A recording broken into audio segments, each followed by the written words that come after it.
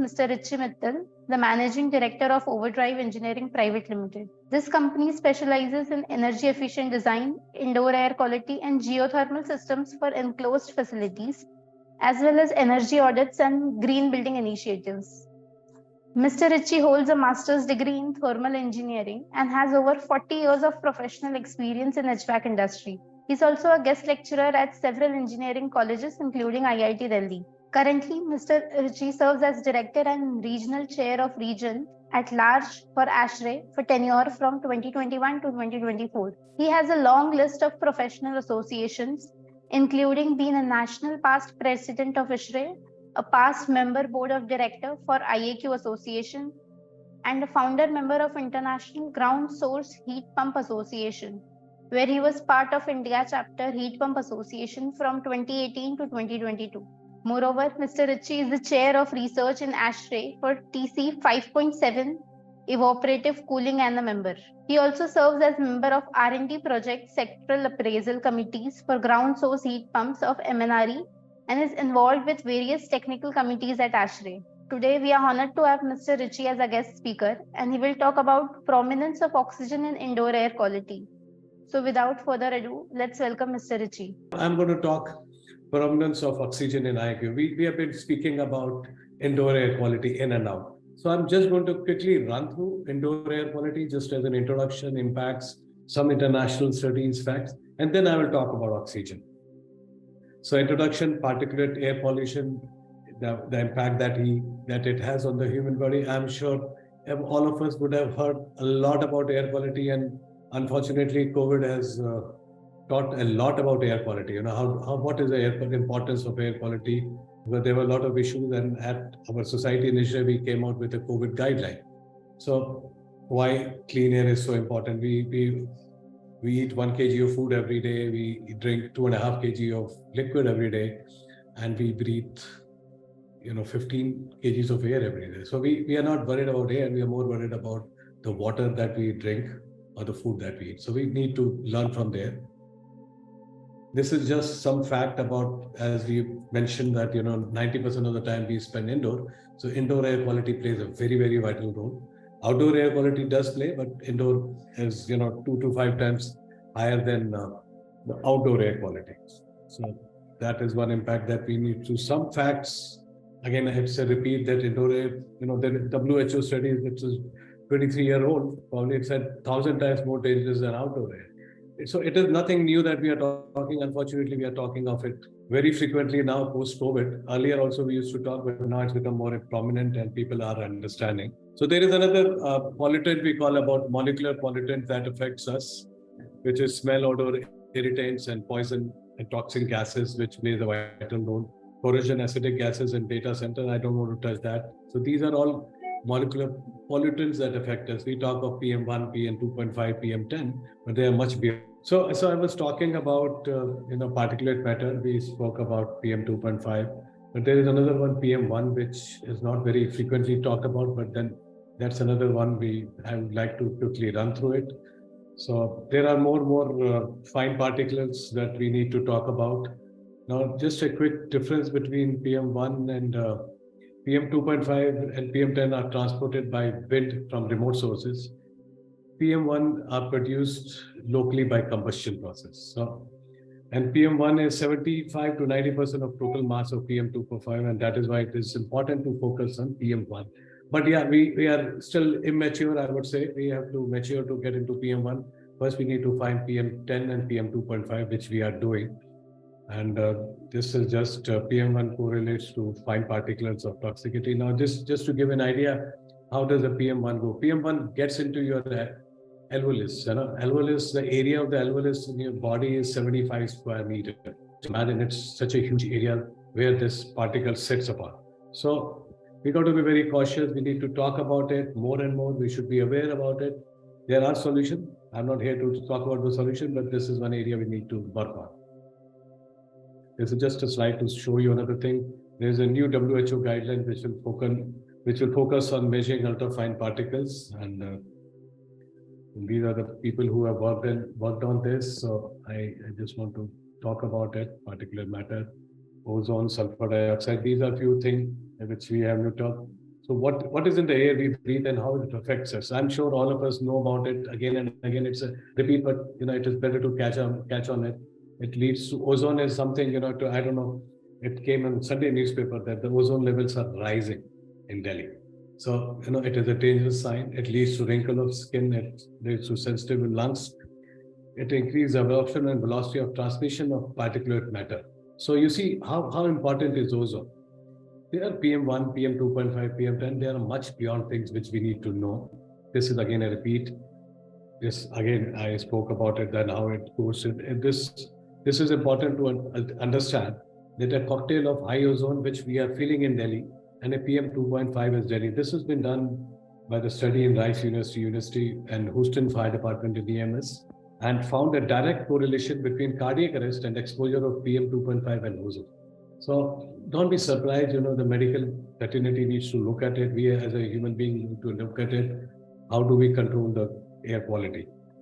Another thing we found that 6 microgram per meter cube rise in PM2.5 per day over 2 days raised heart rate risk by 4.6%. So these are the numbers which are deadly numbers to be noticed. And again, each exposure of ozone of 22 ppb over 1 to 3 hours increase the risk with a peak of 4.4%. So just to give an idea how ozone affects ourselves, it's a combination of PM and ozone. Which now we talk about CO2. I know we have been speaking about CO2 very often, and we talk about filtration, but CO2 had its own effect. So I'll just give you a little idea about what CO2 does. So the brain utilizes 20% of body oxygen supply, and brain weighs 2 kg, 2% of weight. There's a new study which has come which was published. This is when the lower CO2 levels were coupled with the lower pollutants in the building, the cognitive scores were 101%, higher than the conventional building. This is a study which was done in 2005. Is office air quality making less productive? CO2 and productivity had a link, which was a study conducted by Center for Built Environment at UC at Berkeley that finds out that elevated indoor CO2 levels correlated to elevated concentration of pollutants of indoor origin. Evidence suggests that CO2 may impact human cognition. So these are some of the figures that I would like to know. Just note how important it's CO2. We don't talk about fresh air, and fresh air in COVID time we spoke a lot about fresh air because fresh air is something which is very important. These are how can you improve? These are the solutions. How much CO2 level is to be there? What is the PM as per WHO standard? There are various sensors, other things where there are air purifiers which can produce ozone. There are active technologies and a passive technology on the filter which can produce ozone. So we get to be a little cautious on that. These are a few solutions. I don't want to run it. I just want to touch on the oxygen. We talk about PM2.5, PM1. We talk about molecular. Do we really talk about oxygen, which is the ingredient of our brain, our body? So, our body needs 21% of optimum oxygen.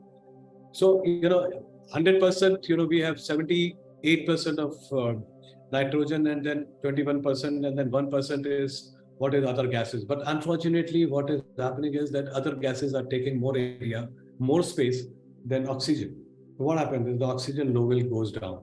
There is a research which shows that life is shortened by approximately 9 years if we're living in city of Delhi. It is not because of PM, everything adds, but oxygen plays a very important role. And we need to look at that as an option also. When we are talking of so many things, so many gases, indoor air quality, we really do not touch on the oxygen. That is the reason why I wanted to make you understand. I'm sure when we were kids, we always spoke about it. And if you see, when, in earlier time, we used to play outside. So our brain working was much better, but nowadays we are 90% inside and, we struggle for oxygen. So the CO2 level goes up, the oxygen level comes down. These all things make our life different. So the optimum levels of oxygen boost our immunity and improve our health. So that is why the reason comes in the fresh air.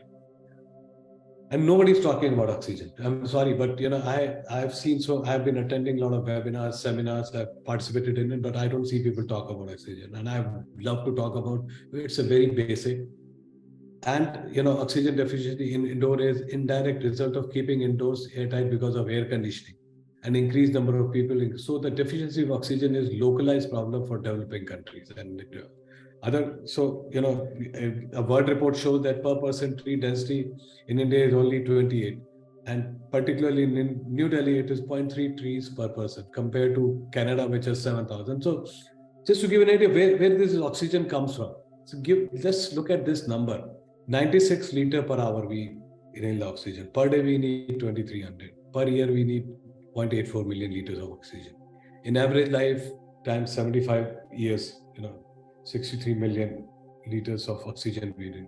Average human, we spoke about 23,000 breaths per day and all those kinds. So these are numbers. If you're sitting in an oxygen dome with 17% concentration, it means that your intake oxygen is 1870. So 440 liters of oxygen in deficit, which is a very huge number. And it can affect your brain, your working, your style. You may feel tired, you may not feel like working. All these things, basically add up. So, this is just a figure which gives you, whatever you inhale, we take 20 minutes, a repeat of things. So just to give an idea about where these gases is, 21% is oxygen, 78 is nitrogen, and 1% is other gas. Now, what is happening is this other gases are taking more place and eating our oxygen. And again, this is why, this is how it affects. So just give an idea, a tree produces oxygen, which is very important. So, we are consuming oxygen every time. Every human being is consuming. We are consuming oxygen for, running a car. You need oxygen to ignite. So, we are consuming oxygen and the production is less. When the production is less, obviously there is a scarcity of oxygen in the space. And that is the most dangerous part. And we need to work on that. We need to look at it. There are equipments, I've seen a lot of companies we have worked where, one was conscious that the oxygen level when we measured, just to give an example, in Bangalore, the oxygen on the streets were measured and it was found to be 18%. And Delhi at some location we have found to be 17%. So just imagine how low is the oxygen. There are countries, I don't want to name, if the oxygen is less than 20%, they shut down the countries, because they understand the importance of oxygen. So I hope I have not scared you on the oxygen, but this is one thing which we need to talk amongst ourselves in a very strong way so that we know how important the oxygen is and we need to work towards it. And with this, I will end up my presentation. And if you want to take the question now or later on, I will leave it to Darshana and the team. Thank you.